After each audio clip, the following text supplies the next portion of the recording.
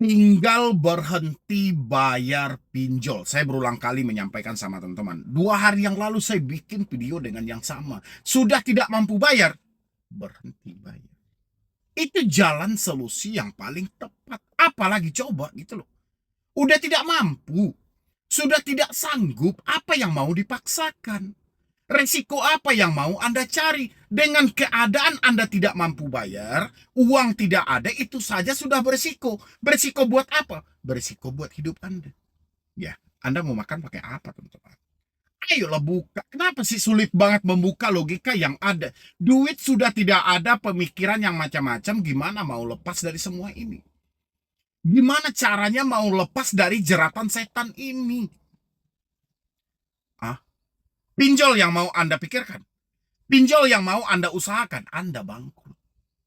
Oke, biarkan mereka dengan aturan yang ada.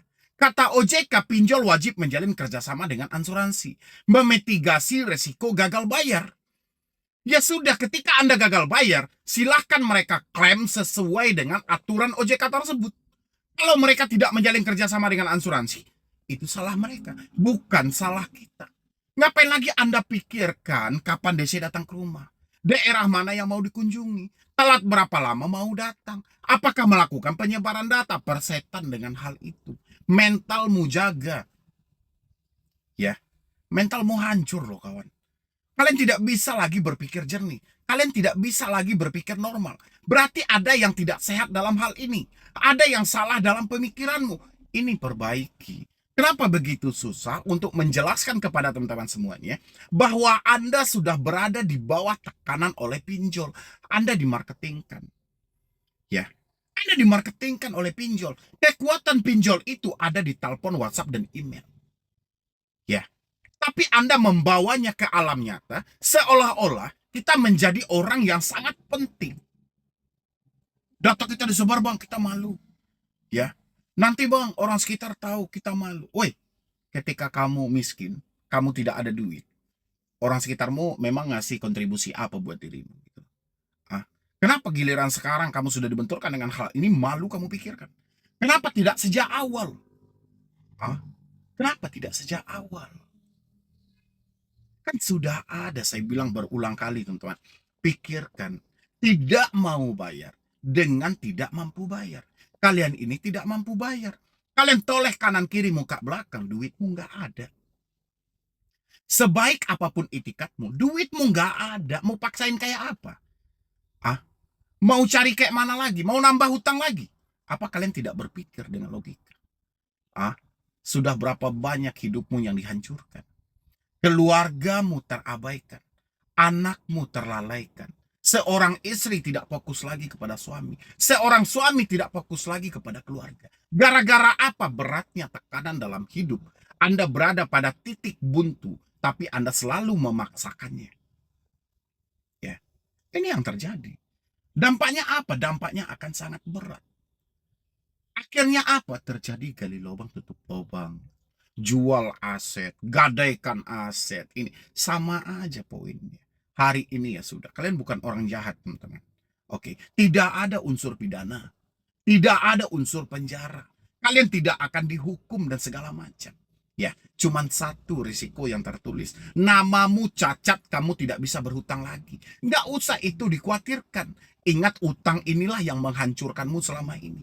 Gara-gara berhutanglah kamu menjadi seperti ini. Nggak apa-apa namamu di blacklist. Nggak apa-apa namamu masuk slik OJK. Dengan begitu kamu bisa mengasah kemampuanmu untuk tidak selalu bergantung pada hutang apapun. Sadar diri dong teman-teman. Introspeksi diri, perbaiki semuanya. Nggak bisa kalian berlarut-larut dengan hal yang seperti ini. Nggak bisa kalian biarkan hal ini terjadi secara terus-menerus. Kalian akan dihancurkan teman-temanku. Pikirkan itu dengan matang gitu loh. Saya hanya menyampaikan melalui video, praktek ada di tanganmu. Saya sudah sampaikan tidak ada risiko yang paling fatal kecuali cara kamu berpikir dan cara kamu mengambil tindakan. Ini akan fatal. Salah dalam berpikir, salah dalam bertindak. Akhirnya apa? Berdampak buruk pada dirimu sendiri. Ini harus dipikirkan teman-temanku. Ya. Kalau pinjol apalagi yang harus kalian pikirkan? COJK-nya sudah ada, POJK-nya sudah ada, aturannya sudah ada. Mereka melanggar. Ngapain kalian harus patuh? Mereka aja tidak tunduk kok pada aturan OJK. Terus buat apa kalian menyibukkan diri dengan bang ini gimana, bang ini gimana? Hancur. Ya, akhirnya apa? Seperti video yang saya update tadi, terjebak dengan jasa konsultan, terjebak dengan jasa backup-backupan, terjebak dengan jasa penghapusan data, ditipu dengan hal ini, ditipu dengan hal itu. Anda mau? Seperti itu. Pikirkanlah dengan matang, teman-temanku semuanya. Ya, saya hanya berpesan melalui video buat Anda, praktek Anda yang pegang. Kalau Anda tidak praktekkan ini dengan benar, Anda akan hancur. Anda akan berada pada titik lebih hancur lagi daripada hari ini. Bangkitlah, teman-teman. Ya, saya ajarkan selalu putus semua komunikasi yang terhubung. Fokuslah melihat masa depan. Kamu belum mati besok. Masih hidup loh. Ya. Masih hidup, belum mati kamu besok. Makanya perjuangkanlah. Ya, berdamailah dengan pemikiranmu, berdamailah dengan hatimu. Dengan seperti itu, kamu akan melihat peluang-peluang hebat buat ke depannya, supaya kamu tidak dihancurkan seperti hari sekarang. Ya, saya miris aja teman-teman semuanya. Saya nggak tega aja kalian setiap hari seperti ini. Sibuk memikirkan hal-hal yang tidak jelas. Sibuk memikirkan hal-hal yang tidak penting. Padahal cuma satu aja perkaranya. Masalahnya, duit nggak ada. Apalagi mau dipaksain seperti apa? Duitmu nggak ada, ya. Kamu berhutang karena duitmu nggak ada. Kamu tidak bayar hutang karena duitmu nggak ada. Berarti PR-nya bagaimana duit yang tidak ada menjadi ada. Kenapa kapan DC datang ke rumah yang dipikirkan? Kenapa penyebaran data yang menjadi beban berat? Ah, ayolah. Di jalurnya lagi, teman-teman semuanya. Kalau kalian keluar jalur yang susah diri kalian sendiri. Kalian hancur sendiri.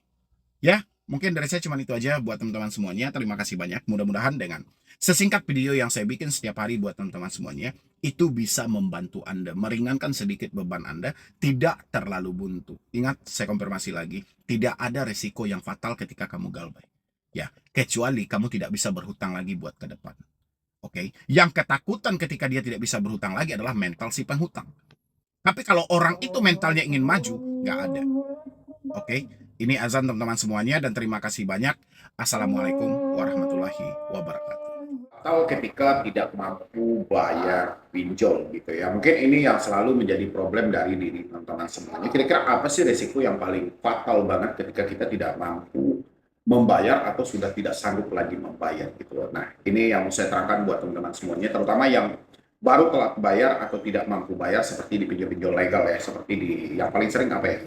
Kayak kredit pintar, kayak EasyCash, habis itu kayak Aku Laku, Kredivo, dan sebenarnya banyak lagi ya pinjol-pinjol lainnya. Nah, teman-teman semuanya, Anda harus bedakan. Kalau misalnya Anda ini galbay, galbay itu adalah gagal bayar. Gagal bayar itu biasanya dituntun karena kondisi hidup. Oke. Kalau misalnya Anda gabay, gabay itu nggak bayar, teman-teman. Itu beda lagi gitu loh. Kalau nggak bayar berarti tidak mau bayar. Bukan tidak mampu bayar, tapi tidak mau bayar. Nah, yang menjadi pertanyaan teman-teman semuanya adalah, ketika kita galbay, apa kira-kira resiko yang akan kita dapatkan? Seperti itu kan, yang sering teman-teman tanyakan. Kira-kira resiko apa yang akan kita dapatkan? Nah, kalau untuk resiko secara tertulis, teman-teman, kemungkinan besar namamu akan masuk dalam spot kredit bermasalah. Masuk dalam slip. Di luar dari itu nggak ada. Ya, kalau untuk resikonya secara tertulis, nggak ada lagi resiko yang lain gitu loh. Anda mau diproses ke jalur hukum, itu pun pinjol berpikir beberapa kali ya kan untuk memproses Anda ke jalur hukum gitu loh. Yang jelas resiko tertulisnya adalah slik OJK akan tercatatnya dalam skor kredit yang buruk. Kemungkinan besar ke depannya kamu akan kesulitan mendapatkan pinjaman-pinjaman untuk di pinjol lainnya atau untuk di perbankan manapun karena sesuai dengan POJK 11 tahun 2024 yang mana berlaku sejak 31 Juli 2025. Ya, itu risiko secara tertulis. Nah, risiko yang tidak tertulis seperti apa, Bang? Seperti teror kan. Teror kan nggak bisa dihilangkan, teman-teman. Ya, Anda akan ditelepon secara terus-menerus walaupun kita sudah ada sebenarnya POJK 22 tahun 2023. Ya kan, yang mana di dalam POJK 22 tahun 2023 di sana telah diatur secara jelas, secara tegas bahwa pinjol tidak boleh melakukan penagihan dengan cara intimidasi, teroran, sara, pengancaman, dan mempermalukan. Gitu. Tapi yang terjadi, pinjol selalu mempergunakan hal-hal seperti itu untuk melakukan penekanan terhadap diri kita. Gitu. Karena dia tahu ini orang, kalau orang sifatnya dalam berhutang, itu kan memang Anda itu tidak pengen orang lain tahu ya kan. Sementara pinjol itu berpegang pada satu hal itu gitu loh. Bagaimana caranya melakukan penekanan terhadap diri Anda melalui orang sekitar Anda. Ingat teman-teman semuanya, melakukan penekanan kepada diri Anda melalui orang sekitar Anda. Dengan cara apa? Dengan cara dia menghubungi kontak darurat. Ya, dia hubungi kontak daruratmu, habis itu dari kontak darurat kamu akan diadu domba nantinya. Itu yang pertama. Yang kedua adalah dia akan hubungi orang sekitarmu yang mana membuat kamu tidak nyaman. Sehingga secara tidak langsung orang sekitarmu akan melakukan penekanan kecil. Penekanan kecil itu entah dia langsung easy point aja menyampaikan, weh, saya tidak pengen dihubungi oleh pinjol lagi, bayar dong hutangmu, itu secara terang-terangan. Kalau secara tidak terang-terangan, dia akan menyampaikan, weh, kamu ngutang bayar lah, masa aku yang ditelepon-telepon terus setiap saat. Ini tujuan dari si pinjol. Ya. Kenapa pinjol melakukan hal seperti itu? Karena ketidakmampuan dia dalam menjangkau Anda sampai ke lokasi. Jadi jangan teman-teman bilang semua pinjol itu mempunyai FC lapangan, tidak gitu loh. Jadi karena ketidakmampuan mereka, keterbatasan dari petugas lapangan mereka tadi, sehingga mereka melakukan hal itu. Biasanya yang dilakukan oleh DC secara internal itu adalah melakukan penekanan terhadap orang sekitar kita sehingga kita merasa tidak nyaman.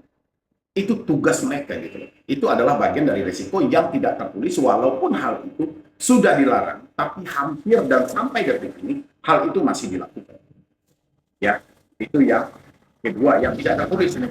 Dan habis itu seringkali kita juga mendapatkan gambar-gambar yang tidak sopan gitu. Entah kita edit gambar tidak senonoh dan segala macam. Habis itu foto-foto keluarga kita, foto anak kita, sebenarnya hal ini sudah tidak diperbolehkan lagi gitu. Tapi kita apa boleh buat?